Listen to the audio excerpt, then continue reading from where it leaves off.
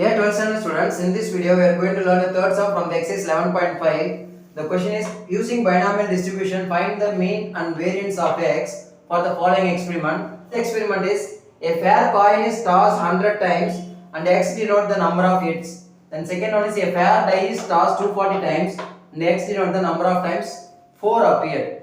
Okay, first is n is the 100, n equal to 100 times கொடுத்திருக்காங்க. So x denotes the number of hits.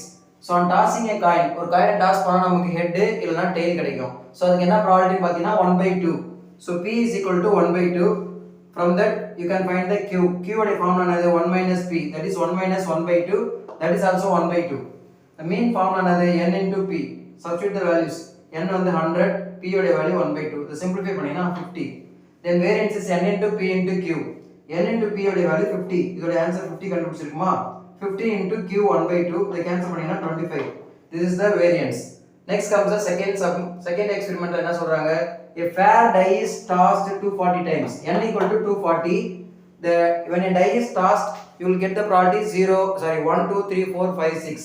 அதுல எனக்கு 4 கிடைக்கணும்னா that is 1/6 is the probability. That is a success. 4 கிடைக்கிறது success.